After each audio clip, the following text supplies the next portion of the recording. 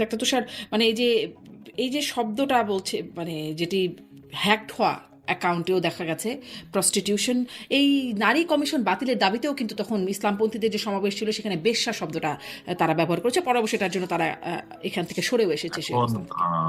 এখন যে শব্দটা ব্যবহৃত হয়েছে এই শব্দটা তো আপত্তিকর। এখন এই শব্দটা যদি কেউ হ্যাকও করে থাকে তাহলে সে জানে যে এই শব্দটা ব্যবহার করলেই আগুন জ্বলবে। কিন্তু প্রশ্নটা হচ্ছে আদৌ হ্যাক হয়েছে কিনা, এটাই তো বিশ্বাসযোগ্য ভাবে প্রমাণ করা সম্ভব হয় নাই। অন্তত আমরা যারা সাধারণ ব্যবহারকারী আমাদেরও মনে হচ্ছে যে এত সহজে এই অ্যাকাউন্টটা হ্যাক করা মানে সম্ভব না, এবং হ্যাকারদের যে রীতি সেই রীতির সঙ্গে হ্যাক করার পরে পাসওয়ার্ড একই থাকে, এইটা আমি জীবনে এই প্রথম শুনেছি। জি, সেই ব্যাখ্যাটা মোটামুটি স্পষ্ট। আমি একটু আপনার কাছে একটু বিএনপির প্রচারণা সম্পর্কেও একটু জানতে চাই, যে তারা যেমন যেমন জনাব তারেক রহমান তিনি তার প্রচারণায় বলছেন, আচ্ছা এটাও একটু শুনি যে তার প্রচারণায় তার স্ত্রী আছে, কন্যারা আছেন, এটা একটা বিশেষ জায়গা। এটাকে আপনি কিভাবে দেখছেন, এবং এটিকে একটা বিশেষ কৌশল বলে মনে করছেন নাকি? মানে মানে কি না, এটা কৌশল না। একজন আধুনিক মানুষ এতদিন পরে দেশে ফিরেছেন। তার স্ত্রী একজন সচেতন ব্যক্তি এবং এই 17 বছর তার যে নির্বাসিত জীবন সেই নির্বাসিত জীবনে তার সঙ্গে থেকেছেন। তার মেয়ে রাজনৈতিকভাবে খুবই অ্যাক্টিভ হয়েছেন, এবং যদি ভবিষ্যতে রাজনীতিতে আসার কারো আগ্রহ থাকে তবে এরকম একটা নির্বাচনী প্রচারণার সাথে থাকলে তাদের শেখারও অনেক বিষয় রয়েছে। আমি তো বরং মনে করি এটা তিনি যথেষ্ট সাহসের এবং যথেষ্ট সদিচ্ছার পরিচয় দিয়েছেন যে তিনি তার পরিবার সহ সব জায়গাতে যাচ্ছেন। তার এটা হ্যাঁ, কোনো তার সেই কোনো শুরুর ভুল বক্তব্য, জি কিছু না। একদম স্পষ্ট, আপনি এটা সাধুবাদী জানাচ্ছেন। একটা শুরুর বক্তব্য আই হ্যাভ আ প্ল্যান বলে যে তিনি আসলেন, এবং সেখানে তিনি একটা বিষয়ে একটু আলোচনাও দেখলাম হচ্ছে গণমাধ্যমগুলোতে, যে সেখানে তিনি বলছেন যে 20,000 কিলোমিটার খাল খনন করবেন এবং বছরে 20 থেকে 25 কোটি গাছ রোপণ করার প্ল্যানের অংশ হিসেবেও তিনি বলছেন। এটা কি বাস্তবসম্মত, মানে বছরে 20 থেকে 25 কোটি গাছ, এটা সম্ভব। মানে আপনি পাঁচ 25 কোটি বছরে একশো বীজ, পঁচিশ কোটি গাছ হ্যাঁ, কিন্তু 25 কোটি গাছ আসলে যদি আপনি বীজ হিসেবে চিন্তা করেন এটা খুব বেশি না কিন্তু। ফলে আপনি যদি কি গাছ লাগাবেন উনি বলে নাই, 25 কোটি একটি সংখ্যা বলেছেন, এবং 25 কোটি গাছ কিন্তু আসলে যে খুব বেশি মনে হচ্ছে আমাদের কাছে, আসলে এটা খুব বেশি না। বাংলাদেশে 18 কোটি লোক আছে। প্রতি বছর তারা যদি একজন একটা করে গাছ লাগায় তাহলে 18 কোটি গাছ হয়। অতএব এইটা খুব যে কঠিন বিষয় তা নয়। এবং সেই গাছ যে সবই মানে ভূমিতে রোপণ করতে হবে এমনও কোনো কথা নাই। বিভিন্ন ধরনের গাছ আছে, ছাদ বাগানে রাখা যায় এরকম গাছ আছে, টবের মধ্যে রাখা যায় এরকম গাছ আছে, ভূমিতে রাখা যায় এরকম গাছ আছে, উপকূলীয় অঞ্চলে বপন করা যায় এরকম গাছ আছে। আহ রাষ্ট্রীয় বনায়ন প্রকল্প আছে, সরকারি বনায়ন প্রকল্প, সেইখানে যে কিছু গাছ রোপণ করা হয়। নতুন যেসব চর বা নতুন ভূমি তৈরি হচ্ছে সেই সব জায়গাতে গাছ লাগানোর ব্যাপার রয়েছে। মানে আপনি এই বিভিন্ন, পরিকল্পনাকে বাস্তবসম্মত মনে করছেন। আর 20,000 হ্যাঁ, কিলোমিটার কারণ খাল কারণ খনন, আমি আপনাকে বলি আমরা যখন আনিসুল হক মেয়র হয়েছিলেন তখন আমরা কেবল উত্তরাতেই 5 লক্ষ গাছ লাগানোর একটা পরিকল্পনা হাতে নিয়েছিলাম। কারণ উত্তরা একটা বিরাট জায়গা, দিয়াবাড়ি টিয়াবাড়ি সব জায়গা সহ, এবং প্রত্যেকটি বাড়ির সামনে একটি দুটি করে গাছ সহ যদি আমরা গাছ লাগাই, আমরা ঠিক করেছিলাম যে আমরা উত্তরা মিরপুর এই অঞ্চলে 5 লক্ষ গাছ লাগিয়ে দেব। তো এটা আসলে খুব কঠিন কিছু না। আপনি বড় বড় মানে আমার হিসাব অনুযায়ী ঢাকা শহরে চাইলে 20 লক্ষ গাছ রোপণ করা সম্ভব যে কোনো সময়। শুধু আইল্যান্ডে আপনি চাইলে পরে কয়েক লক্ষ গাছ রোপণ করতে পারেন। জি, এবং তার মানে আপনি এই গাছ প্ল্যানটাকে রোপণ খুবই করার জন্য না, বাস্তবসম্মত বলছেন। একটু ওই গাছ প্ল্যানটাও রোপণ বলবেন। করার জন্য আরো আরো ব্যাপার রয়েছে। আপনি যেমন ধরেন যদি ধান ক্ষেত হয়, ধান ক্ষেতের মাঝখানে কদম গাছ, তাল গাছ, এটা কিন্তু লাগানো যাবে। তাল গাছ কিন্তু বজ্রপাত নিরোধক, এবং গত সরকারও কিন্তু তাল গাছের প্রকল্প হাতে নিয়েছিল, এবং এটার জন্য 100 কোটি টাকা বরাদ্দ করা হয়েছিল। এবং মজার ব্যাপার কি জানেন, 100 কোটি টাকা উড়ে গিয়েছে, দুর্নীতি করে খেয়ে ফেলেছে। কিন্তু এই তাল গাছগুলি লাগানো হলে আজকে বাংলাদেশে বজ্রপাতের সম্ভাবনা অনেক কমে যেত। তাল গাছ না থাকার কারণে মানুষের উপরে বজ্রপাত হয়, অন্য সময় কিন্তু তাল গাছের উপরে বজ্রপাতটা হয়। এবং তাল গাছ কিন্তু একটা ন্যাচারাল প্রতিরোধক এই বজ্রপাতের ক্ষেত্রে, বিশেষ করে খোলা মাঠে। ফলে এই যে ধান ক্ষেতগুলিতে আপনি যদি দুইটা তিনটা করে তাল গাছ লাগান, কদম গাছ লাগান, এগুলো কিন্তু লাগাতে হয়, এবং এগুলো এগুলো উপকারী, আহ জি, প্রয়োজনীয়। জি ওইভাবে একদমই আপনি স্পষ্ট চিন্তা যে করলে শুধু যে গাছ হ্যাঁ, আপনি এটাকে গাছ লাগানোর বাস্তবসম্মতই জায়গায় বলছেন। লাগাতে আপনি হবে কি এমন বিশ কোনো হাজার কথা না। কিলোমিটার খাল খনন এটিকে বাস্তবসম্মত মনে করেন? 20,000 কিলোমিটার খাল খনন এইটা আমি বলতে পারবো না, কারণ এইটার ব্যাপারে আমার স্টাডি নাই। কিন্তু আমি যেটা বুঝি যে খাল ছোট বড় হয়ে থাকে, এবং খাল থেকে শাখা খাল, উপখাল এইটা বের করা যায়। অনেক ছোটবেলা আমরা যখন খাল কাটতে দেখতাম আমরা সেটা দেখতাম। 20,000 কিলোমিটার কিন্তু খুব বেশি না, মানে ওই অর্থে যদি আপনি চিন্তা করেন খুব বেশি না। বাংলাদেশে কি পরিমাণ লেংথের খাল আছে এই মুহূর্তে, ওইটা চিন্তা করলে আপনি বুঝতে পারবেন যে আসলে এটা সম্ভব কি সম্ভব না। আমার কাছে যেহেতু তথ্য না, আমি পুরাটা বলতে জি। পারবো না। একটা কৌশল দেখা যাচ্ছে, মানে প্রচারণার বিষয় নিয়ে তো কথা বলছি, একটা কৌশল দেখা যাচ্ছে জামাতে ইসলামের পক্ষ থেকে বা ওই জোটের দলগুলো, জোটভুক্ত যে দলগুলো আছে তাদের পক্ষ থেকে বেগম জিয়াকে একদম জাতীয় নেতৃত্ব হিসেবে তারা স্বীকার করছেন, খুবই গ্রহণযোগ্য এবং বা এক এক নাম্বার ওয়ান নেতৃত্ব হিসেবে তারা গ্রহণ করেন, কিন্তু তারেক রহমানকে তারা সেভাবে গ্রহণ করেন না। নানানভাবে নির্বাচনী প্রচারে তো বটেই, নানানভাবে ভিলিফাইও তারা আসলে তারেক রহমানকে করছেন। এই যে কৌশল, এটিকে আসলে বা নেতিবাচক প্রচারণা করার যে কৌশল, এটিকে আসলে আপনি কিভাবে দেখেন? এই কৌশলটা তাদের জন্য কতটা কার্যকর, আর বিএনপির জন্য এটির প্রভাব আছে কিনা বা থাকলে কেমন? বদনাম না, আসলে ভালো নির্বাচনী কৌশল না। কেননা আপনি যদি একজন মাকে বলেন উনি খুব ভালো, আর তার সন্তানকে বলেন সে ভালো না, তাহলে আপনি মূলত ওই মায়ের ভালোত্বকেই চ্যালেঞ্জ করেন। কেননা কেমন মা যে ঠিক সন্তান তৈরি করতে পারলেন না, তাই না? বা সন্তান কেন মায়ের মতো হলো না, ব্যাপারটা এরকম না? ফলে ওনারা আসলে এই যে অপকৌশল নিয়েছেন, এই অপকৌশল থেকে সরে এসে বরং এই ভবিষ্যৎ বাংলাদেশ নির্মাণের পরিকল্পনার ক্ষেত্রে তারা কিভাবে একজন আরেকজনের চেয়ে এগিয়ে আছেন, এইটা বললে খুব ভালো হতো। আর 20,000 কিলোমিটারের যে বিষয়টা আপনি আমাকে বললেন, আমার কিন্তু সাধারণ বুদ্ধিতে বলে যে 20,000 কিলোমিটার যদি পুরোপুরি নাও হয়, 15-16 হাজার কিলোমিটার খাল খনন করা খুব কঠিন কিছু না। আপনি যদি বাংলাদেশের এই প্রান্ত থেকে ওই প্রান্ত পর্যন্ত সোজা একটা খাল খনন করেন এবং ধরেন 10 কিলোমিটার 10 বা 50 কিলোমিটার 50 কিলোমিটার করে পার্থক্য রেখে এরকম আরো 8টা খাল খনন করেন, তাহলে কিন্তু প্রায় 10,000 কিলোমিটার খাল খনন হয়ে যাবে। তো জি। আর খাল তো এঁকে বেঁকে চলে, খাল কিন্তু মাকড়সার জালের মতো। পুরো এই খালের যে ইকোসিস্টেমটা, এটা কিন্তু হয়ই হচ্ছে, আপনি দেখবেন যে সরকারি জায়গা আছে যেগুলোকে হালট বলে, ওইরকম জায়গা দিয়ে খাল কাটা হয়। রাস্তা যেখান দিয়ে আছে তার পাশ দিয়ে অনেক সময় খাল কাটা হয়। তারপরে যেসব জায়গাতে স্রোতস্বিনী নদী কিংবা জলধারা আছে, সেখান থেকে খাল কেটে পানিটাকে ডাইভার্ট করে জমির মধ্যে নিয়ে আসা হয়। এই সব যোগ করলে কিন্তু 20,000 কিলোমিটার আমার ধারণা হয়ে আপনার যাওয়ার মনে হয় কথা। সম্ভবপর একটা ব্যাপার যে, আর একটা আপনি বলছিলেন যে বদনাম খুব ভালো কৌশল না, কিন্তু মানে এই যে বদনামটা তারেক রহমানের বিষয়ে, সেটি টাইম ম্যাগাজিনের যেই তাকে তার সাক্ষাৎকারকে ঘিরে যে প্রতিবেদনটা হয়েছে, সেখানেও তাকে আসলে শিরোনামই করছে প্রডিগাল সন বলা হয়েছে। হ্যাঁ হ্যাঁ, বা হ্যাঁ, উচ্ছৃঙ্খল বা প্রডিগাল সান শব্দটার কিন্তু অনেক অর্থ আছে। হ্যাঁ। তার মধ্যে সাহিত্যে যে অর্থটা, সেটা হচ্ছে একজন নির্বাসিত পুত্র যে পরিবর্তিত হয়ে তার সকল যে পুরনো ব্যবহার সেই সবকিছুকে ঝেড়ে ফেলে একজন আহ পরিশুদ্ধ মানুষ হিসেবে ফেরত এসেছে। এটাও কিন্তু প্রডিগাল সানের অর্থ। প্রডিগাল সান মানেই শুধুমাত্র এই নয় যে একজন বেয়ারা বা অপরাধপ্রবণ ব্যক্তি, ব্যাপারটা কিন্তু তা নয়। প্রডিগাল সান বরং বলা হয়, এটা আসলে একটা বিবিলিক্যাল, এটা একটা বাইবেলে বর্ণিত জায়গা থেকে এই শব্দটা নেওয়া হয়েছে। মানে ইংরেজি ভাষায় বা ইংরেজি সাহিত্যে এটা ওইখান থেকে এসেছে। প্রডিগাল সান মানে হচ্ছে যে যে হয়তো এক সময় ফ্ল্যামবয়েন্ট একজন ব্যক্তি ছিল, যে হয়তো কাউকে তোয়াক্কা করতো না, বেপরোয়া ছিল, কিন্তু সে দীর্ঘ নির্বাসিত জীবন শেষে একজন পরিবর্তিত শুদ্ধ মানুষ হিসেবে ফেরত এসেছে। এই অর্থটা না করে যত নেগেটিভ অর্থ আছে সবাই সেইটাই করছে। কারণ আপনি এখন ডিকশনারি ঘাটলে প্রথমে আসলে উশৃঙ্খল, রেকলেস, মানে এই ধরনের ডিকশনারির শব্দগুলো একটা আসে। মজা আছে, হ্যাঁ। বুঝছেন? ডিকশনারির অনেকটা মজা আছে। ওয়েবস্টার ডিকশনারিতে যাবেন একরকম পাবেন, মিডিয়ামে যাবেন আরেক রকম পাবেন, এটি দেবে যাবেন আরেক রকম পাবেন। আপনি এখন গুগল করেন, গুগলের মধ্যে আপনি দেখবেন যে সবগুলো ডিকশনারি রেফারেন্স আছে, এবং সেখানে এই জায়গাতে সবাই একমত যে এটা একটা বিবিলিক্যাল রেফারেন্স। এবং সেইখানে একজন ব্যক্তি যে তার সম্পূর্ণ আচরণ বদলে ফেলে একজন পরিশুদ্ধ আচ্ছা, অনুতপ্ত তার মানে ব্যক্তি তার হিসেবে। আগের আচরণগুলোতে আপত্তিকর আচরণ ছিল, সেখানে তারা ওই মানে এই যে এই ঠান্ডা জাতীয় প্রডিগাল সান বিষয়। শব্দটা, ঘটনাটা কি ঘটেছে আপনি দেখেন, ঘটনাটা ঘটেছে এই প্রডিগাল সান বলার ফলে কি ঘটেছে জানেন? জামাত যে তার পুরনো বিভিন্ন কথা তুলে তাকে সমালোচনা করছে, টাইম ম্যাগাজিন বরং এটার উত্তর দিয়ে দিয়েছে যে পুরনো কিছু তার মধ্যে নাই, তিনি একজন পরিবর্তিত মানুষ। ফলে এটা কিন্তু তারা প্রশংসা করেছে। ইংরেজি কম বুঝলে যেটা হয়, ইংরেজি কম বুঝলে ওই যে টুইট হ্যান্ডেলে এক্স হ্যান্ডেলে উল্টাপাল্টা ইংরেজি পোস্ট হয়ে যায়।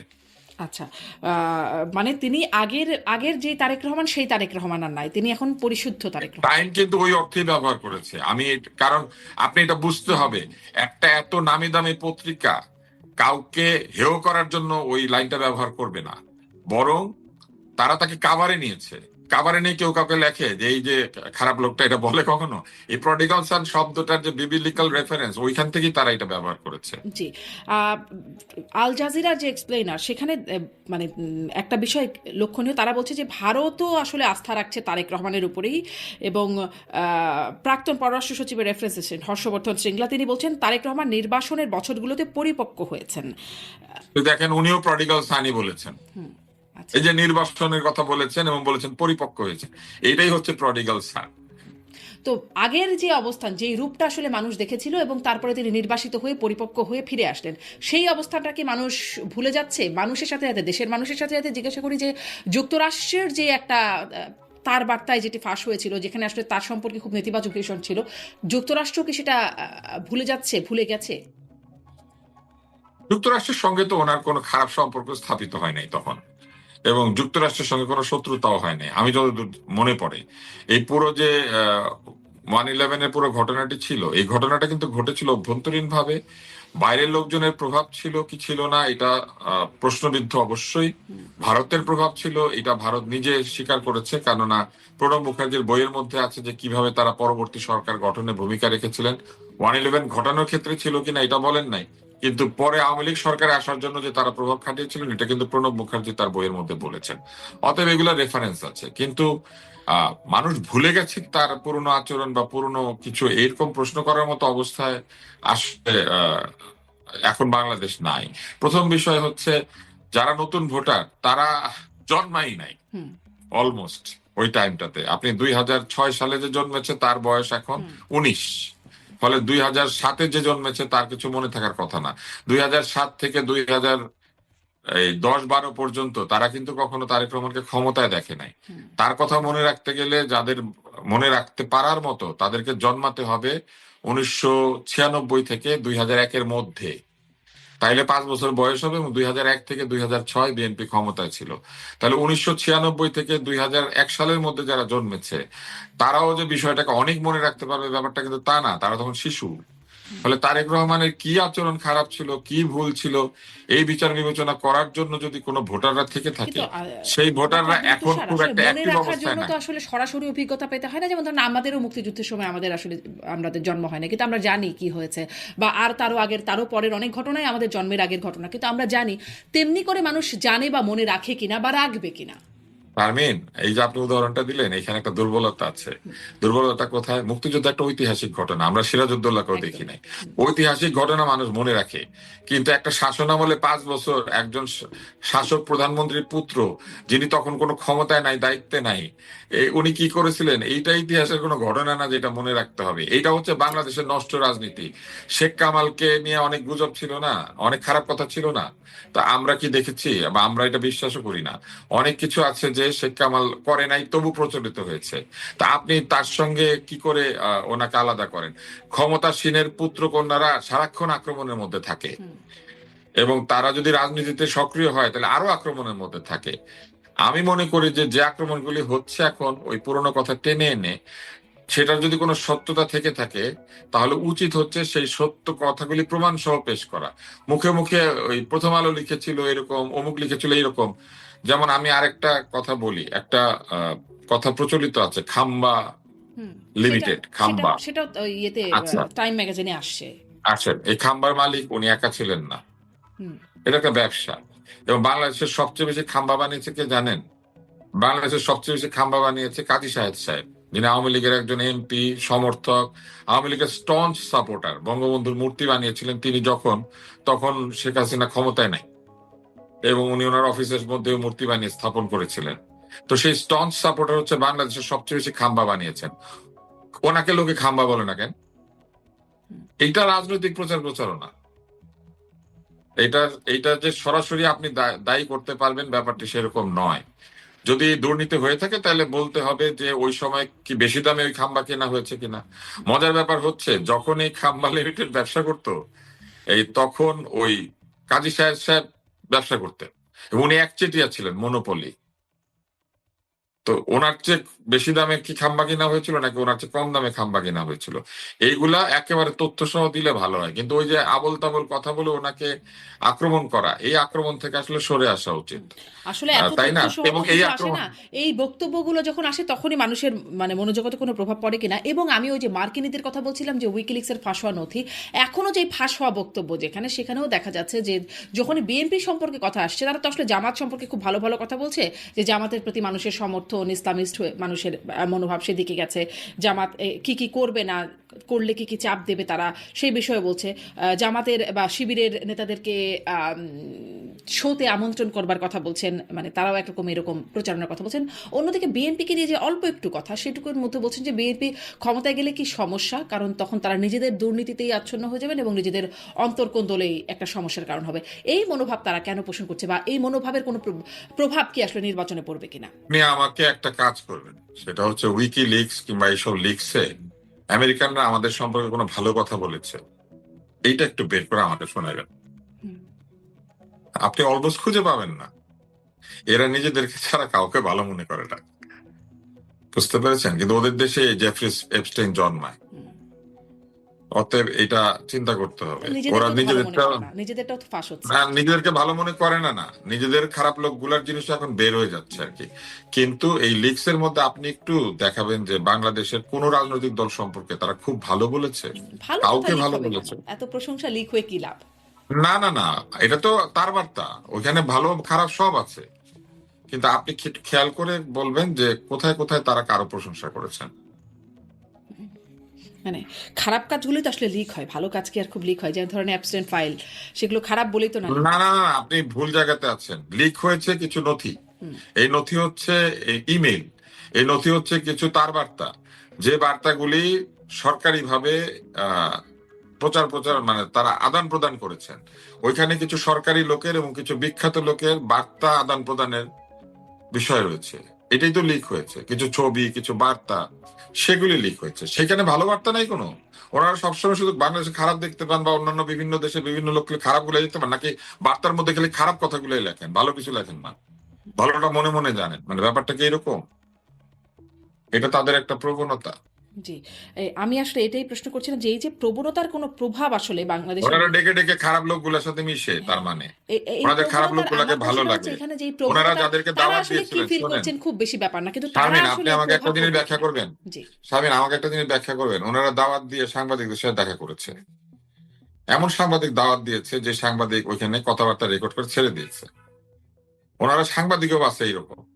ওনারা সব দেশের লোকজন যাদেরকে দাওয়াত দেয় তাদেরকে বাইসে বাইসে এরকম খারাপ গুলাকে দাওয়াত দেয়, যারা বিশ্বাসের অমর্যাদা করে, বিশ্বাস ভঙ্গ করে, লিক করে দেয়, বুঝছেন? ওনার তার তার মানে কি, ওনাদের পছন্দের ট্রাবল আছে। আমাকে তো ডাকে না, আপনাকে তো ডাকে না। বাংলাদেশে আরো সাংবাদিক আছে, তাদের ডেকে তো চা কফি খাওয়ায় না। এমন লোকদেরকে ডেকে নিয়ে গেছে যারা গিয়ে ওখানে রেকর্ড করে ছেড়ে দিছে।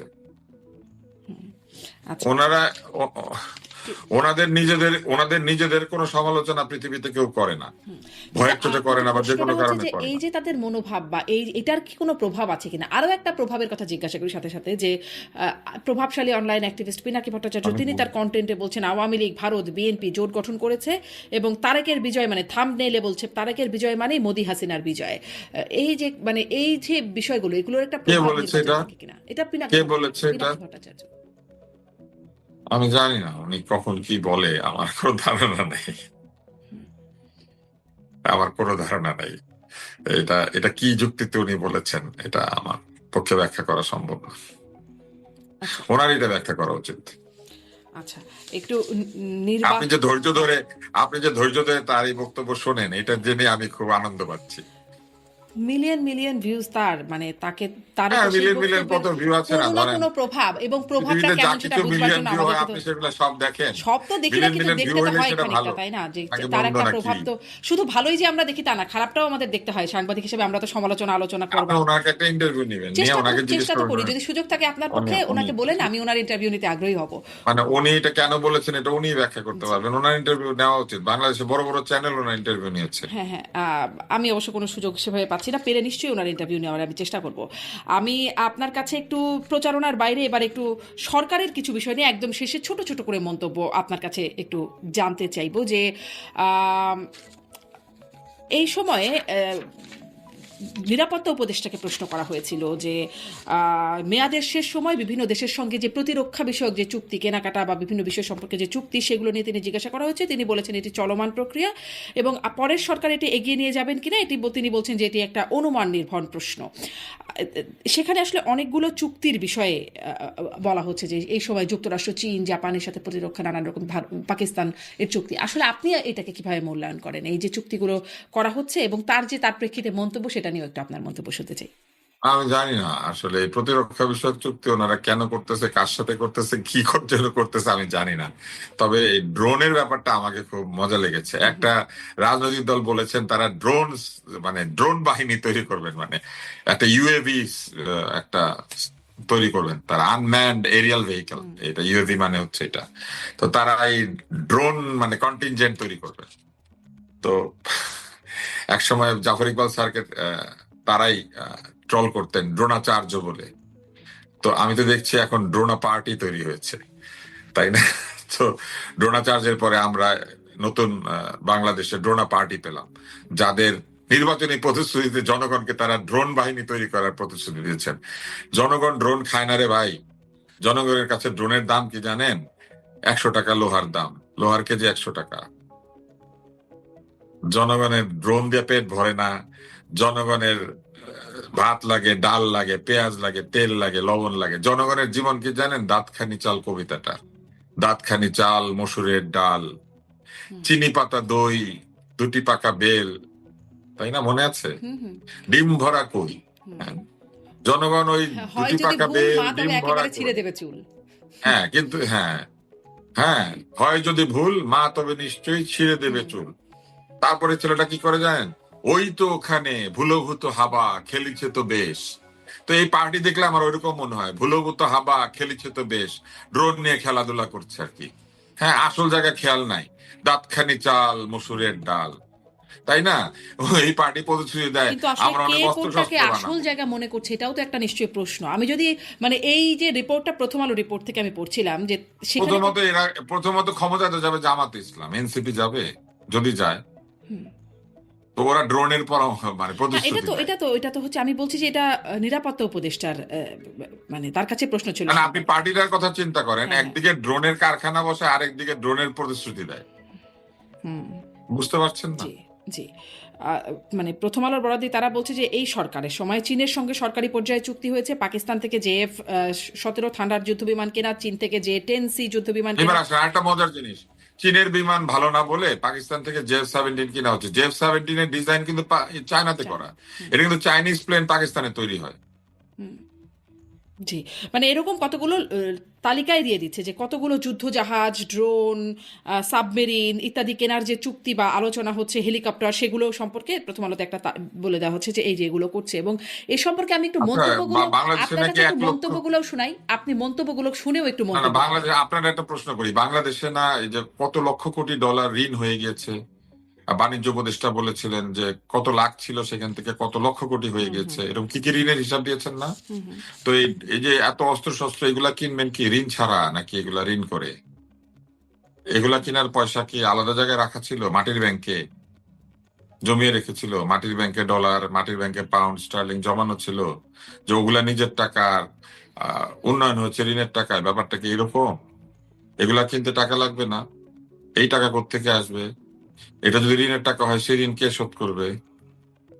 তো এইগুলা হচ্ছে, মানে আমার কাছে এগুলা কোনো আমি যুক্তি খুঁজে পাই না। ওনারাই ভালো বুঝে, ওনারা 35টা বোয়িং কিনে, তাই না? তারপরে ড্রোন কিনে, কি কিনে না কিনে, আমি ভালো করে বুঝিও না এগুলা।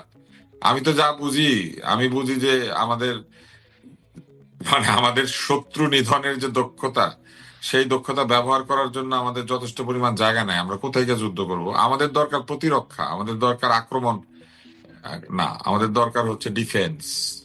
আমাদের দরকার অ্যাটাক না, আমরা অ্যাগ্রেসর না, আমরা ডিফেন্ডার। এই অনেকে এই খবরের নিচেই যারা মন্তব্য করছেন, আননেমড ইউজার একজন লিখছেন, বিদেশি নাগরিকত্ব গ্রহণকারীদের রাষ্ট্রের এমন গুরুত্বপূর্ণ পদে নিয়োগ স্বার্থের সংঘাত ঘটাতে পারে। এসব কেনাকাটার আড়ালে স্বার্থ সিদ্ধির সন্দেহ অমূলক নয়। শাহরিয়ার বলছেন should have left for elected government. Rahat বলছেন এরা চাচ্ছে গভীর সমস্যায় পড়ুক, সেই পথ রেডি করে যাচ্ছে। পার্ট অফ হিডেন এজেন্ডা বলছেন আরেকজন আননেমড ইউজার। মানে একেই বলে গাদ্দারির জবাব। যাই হোক। এগুলো তো যারা যারা বলেছেন তারা তারা বলবেন, হ্যাঁ, কিন্তু হ্যাঁ। সাধারণভাবে বোঝা যায় যে এই ধরনের স্ট্র্যাটেজিক সিদ্ধান্ত কোন অন্তর্বর্তী সরকারের নেওয়ার কথাই না। কারণ এগুলি দীর্ঘমেয়াদী সিদ্ধান্ত, এগুলি রাজনৈতিক সরকারের নেওয়ার কথা, এগুলো তাদের নেওয়ার কথা না, কিন্তু তারা সেগুলো নিচ্ছে। জি, মানে মতামত যারা দিচ্ছেন তাদের সাথে আপনার মতামতটা অনেকটা একই আজকে রকম। বণিক বার্তা একটা রিপোর্ট আমি দেখেছি ইকোনমিক হিটম্যান সংক্রান্ত। আমার মনে হয় আপনি সেটা পড়লেই, বণিক বার্তাকে যদি আপনি কখনো পান অথবা তাদের কোনো সাংবাদিককে আপনি যদি একটু জিজ্ঞাসা করেন, তারা এটা ব্যাখ্যা করতে পারবেন। বণিক বার্তা খুব সুন্দরভাবে ইকোনমিক হিটম্যান কি জিনিস এবং তারা কি করে সেটা ব্যাখ্যা করেছে। জি, আপনি ঋণের কথা বলছিলেন, সাথে সাথে আমার আরেকটা প্রশ্ন মনে পড়লো, যদিও সেই সম্পর্কিত না, কিন্তু ঋণ খেলাপির আপনার প্রসঙ্গে। অনুষ্ঠান অনেক বড় হয়ে যাচ্ছে না? শেষ করে ফেলবো, এই যে এখনই শেষ, এটা দিয়ে শেষ করি। সরকারের বাকি আলোচনাগুলো হয়তো অন্য আরেকদিনের জন্য তুলে রাখলাম, কিন্তু প্রচারণার মধ্যেই জামাতের আমিরের আর একটা জায়গায় তিনি বলছেন দুর্নীতি প্রসঙ্গে, তিনি বলছেন যে বগলের তলায় ঋণ খেলাপি আর আপনি দেবেন বাংলাদেশ দুর্নীতি মুক্ত করে, মানে তারেক রহমানকে উদ্দেশ্য করে বলছেন যে বগলের তলায় ঋণ খেলাপি আর আপনি দেবেন বাংলাদেশকে ঋণ খেলাপি করে। পেঁচাও হাসবে এ কথা শুনে। এবং টিআইবির রিপোর্টটা আমি একটু মেনশন করতে চাই, বলছে বিএনপির ঋণ খেলাপির 59.43% প্রার্থী ঋণ খেলাপি, মানে প্রায় 60% প্রার্থী ঋণ খেলাপি। তবে জামাতও একদম সাধু নয়, সেখানেও আছে 22.2% প্রার্থী ঋণ খেলাপি। তুষার। আমার মনে আছে আম, আওয়ামী লীগ সরকার যখন একদম শেষ প্রান্তে, তখন একটা রিপোর্ট হয়েছিল আম, প্রথম আলোতে। নাবিল গ্রুপ নামে একটি কোম্পানিকে 900 কোটি টাকার বেশি ঋণ দিয়েছিল ইসলামী ব্যাংক। হুম, হুম, তো এই নাবিল গ্রুপ যারা চালান তারা কোন দলের সমর্থক? সেই ঋণ যে দেওয়া হয়েছিল, বলা হয়েছিল এটা নিয়ম ভেঙে দেওয়া হচ্ছে, 7 দিনের মধ্যে 900 কোটি টাকা রিলিজ হয়ে গেছে, কি কি জানি লেখা হয়েছিল। আপনি ওই রিপোর্টটা বের করে পুরোটা দেখতে পারেন। এটা যে ঠিক নয় এটা প্রথম আলো বলেছিল। সেই নাবিল গ্রুপ কোন দলের সমর্থক কিংবা নাবিল গ্রুপের বর্তমান অবস্থা কি? নাবিল গ্রুপ একটা টিভি চ্যানেল দিয়েছে এখন, এবং সেই চ্যানেলে আমিও একদিন গিয়েছি। তো বগলের তলায় ঋণ খেলাপি যারা বলছেন, আমার তো মনে হয় তাদের এটাও ব্যাখ্যা করা উচিত যে আওয়ামী লীগের আমলে যে গ্রুপকে দোষী বলে সাব্যস্ত করা হয়েছিল, বলা হয়েছিল তারা ব্যাংক থেকে অনিয়মতান্ত্রিক ভাবে লোন নিচ্ছেন, সেই গ্রুপের বিষয়ে তাদের বক্তব্য কি? অতএব এগুলো আসলে বাজে কথা। এগুলা আমি কোনো ভিত্তি দেখি না। কিন্তু এই যে কেউ 59 কারো বগলের শতাংশ তলায় ঋণ খেলাপি নিয়ে ঘুরছে না। ঋণ খেলাপ যদি কেউ করেই থাকে তাদের উচিত নির্বাচন কমিশনে গিয়ে এইটার ব্যাপারে সিদ্ধান্ত আদায় করা। এটা টিআইবিও আমি বলে আপনার দিচ্ছে সাথে, ও ইয়ে 59.43% ঋণ খেলাপি। শারমিন, হুম। আচ্ছা আমি এটার উত্তরটা আরেকবার দিই, এটা কি এডিট হবে? না, এটা আমরা শেষ করবো এই অংশের মধ্য দিয়ে। আগে তো আপনি কি আপনার অনুষ্ঠান এডিট করেন? না, আমি আনএডিটেড রাখি।